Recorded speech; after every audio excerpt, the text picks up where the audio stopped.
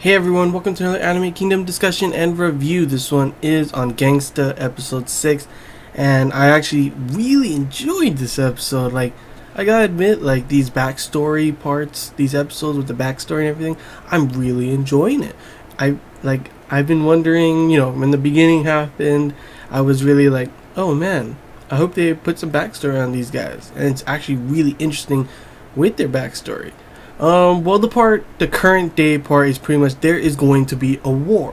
That is what's happening. There's a war that's going to happen. Monroe, it seems like that other family, I forget, is trying to attack because they want the drug family. Honestly, I forget all their names, the family names, but except Monroe. But that's what's going to happen. So there's going to be a war because of all this crap's going to happen. All this crap is happening. And there's even some behind the scenes thing with one of those big time mob boss guys that we saw at the first couple episodes, and they pretty much making it so the detectives doesn't know because they got some people on their on their pay tab, and pretty much what's going on is there's twilights. All these twilights are dying. It seems like someone's on the hunt for these twilights. That's pretty much what's going on. And that's pretty much what the war and the current day thing is pretty much about. The other parts of this episode was pretty much the flashbacks, and I really enjoyed this part, seeing like how Warwick and Nicholas kind of like how they got closer and closer as friends and stuff, and how how the differences and the similarities between them. At first it seems like they're so different. Warwick is like some super smart kid, and Nicholas is a Twilight that's deaf. He even says kind of seems like an animal or machine when he's talking to him. But the similarities, he gets beaten up and he's like, "Oh, I fell," and then all of a sudden it was funny to see when Warwick at the end, he had like a black eye or something like it. And he's like, "Oh," Nicholas is like, "Oh, what happened?" And he was like, "Oh, I fell." And it was like, "Oh man, I can see." Now, the other episodes before, I was wondering why, I could have sworn it was Nicholas that killed his whole family. And now I see why Warwick would be okay with it. His family's messed up. His dad didn't even care about him. When there was those anti-Twilight people coming, he's like, oh, get his wife and, Warwick's sister to safety.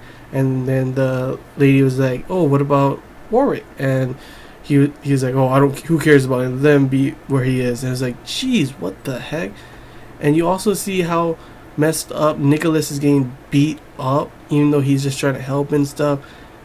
It's like, wow. I could see how they, connected, to be honest. And it was really, I really enjoyed those flashbacks, seeing all the stuff, how it's happening, how it happened, how they connect, and how everything is what's going on now.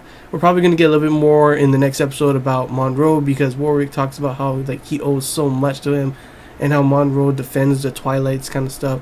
And he seems like a nice guy. I mean, he's still a bad guy, but a nice bad guy.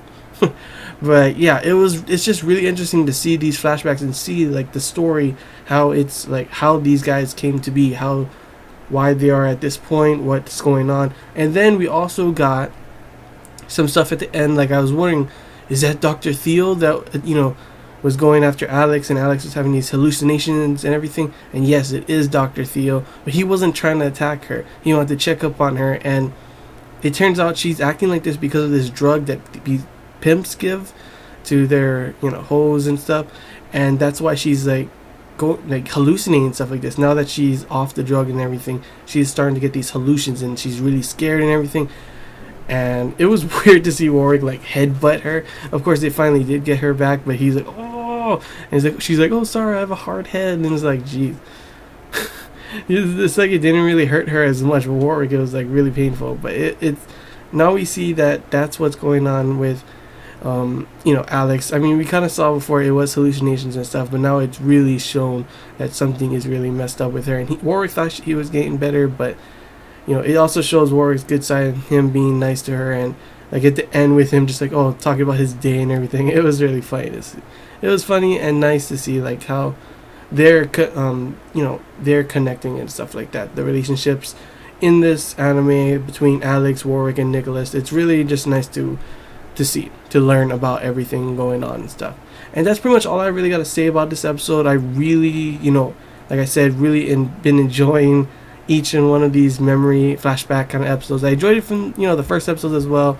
It's just I feel like it's getting better and better and better, and like I already thought the whole story on what's going on was pretty interesting, and then now adding in the flashbacks to make the current story even better, I honestly really enjoy it. It's really good. I don't know about you guys, but that's how I feel. And yeah, that's all I really got to say about this, guys. So hope you guys enjoyed this Anime Kingdom discussion and review. If you have any questions, feel free to comment below. If there's anything I missed and you want to talk about, comment below as well. And if you guys want to just talk about, do you feel the same way I do about these flashbacks and how everything's going on? Do you enjoy that? Because that's what I'm enjoying.